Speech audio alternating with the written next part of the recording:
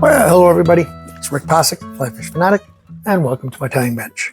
Today we'll be tying the fourth River Nymph here, maybe even the fifth, can't remember, for the series. This is another really simple little fly. Only little challenges, the length of the one material, it's kind of hard, but other than that, not a hard fly to tie at all. Alrighty, so I'm going to start off with same hook I've been doing every one of mine in jigs. I love this hook, the BL 124 in a size 14, and a tungsten bead, 3.5 mil. Your choice of color. I like it in the black, the gold, the copper, chartreuse, silver. So those are the colors I like using for rivers. So I'm just starting my light olive or watery olive, whatever you want, depending on the brand you're using. This is Textreme, and it's a little light olive. Just creating a little bit of a thread down there, just keep that bead in place. Come all the way back to the bend of the hook, or just past the point of the hook there, just to give a nice coating to the hook. Then I'm going to take a piece of pheasant tail, and I'm taking about 3 or 4, 5 fibers, something like that. Don't want to crap load, just a little bit. There we go. Just line up those tips. Pull that off. About the length of the body sticking back, give or take. A little longer is okay. Some of these mayflies have super long tails.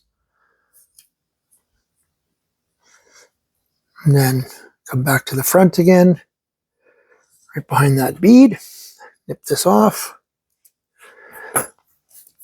Now you can use whatever color of wire you like. In this case, I'm going to use silver again. Silver and black are probably the two that I like using the most. I like green as well to match it, or a darker green, just so it's a little darker. But this silver just gives it a tiny bit of a flash. It's very tiny. I mean, it's barely seen. Okay, back to the front. A little bit of a taper, and we're just going to develop just a little bit of a taper here.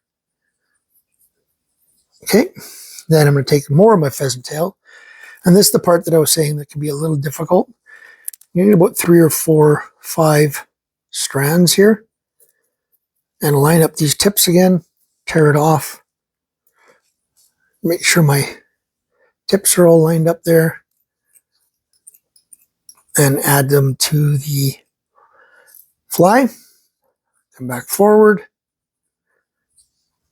Like I said, this can be a little bit difficult. You got to watch out for those tips of those hooks. And you don't want to overlap. You want a fairly thinnest, as thin as you can body. So I could have probably went with 1 or 2 less strands, but that's okay. Okay, and pull this back. Cut that off.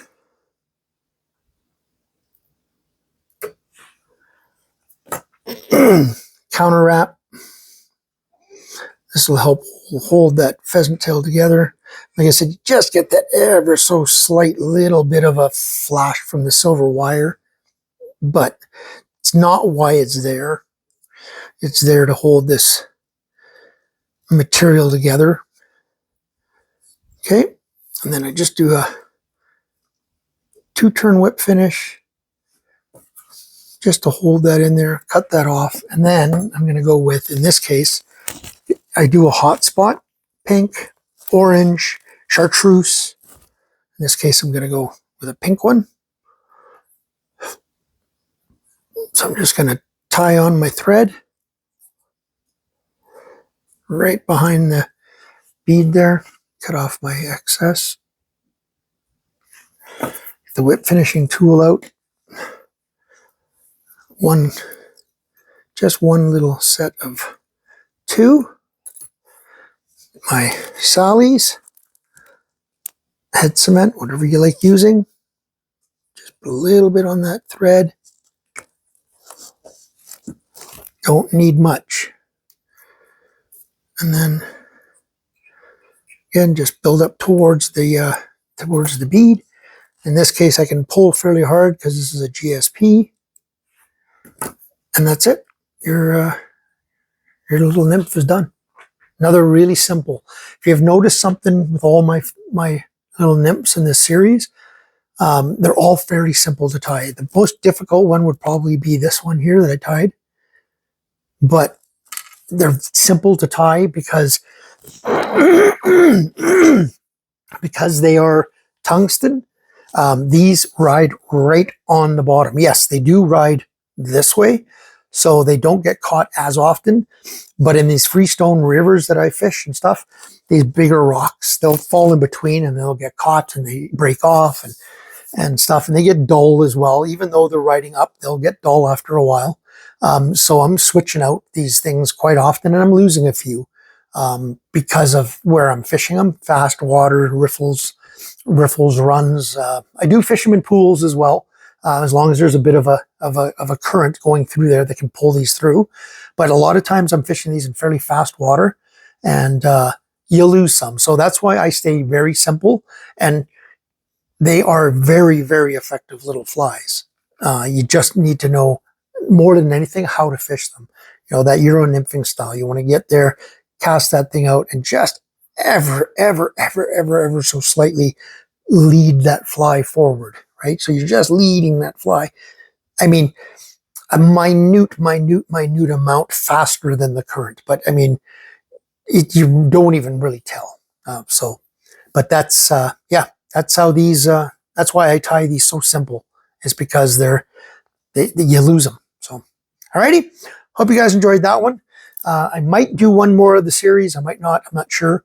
I'm going to take a look through my box and see which one else I would like to share with you guys. But that's number 4 or number 5. I'm not sure of a river series. So hope you guys enjoying them. If you've subscribed, thank you. If you have not, please consider doing so. I will see you guys in the next tying video. Tie lines, everyone.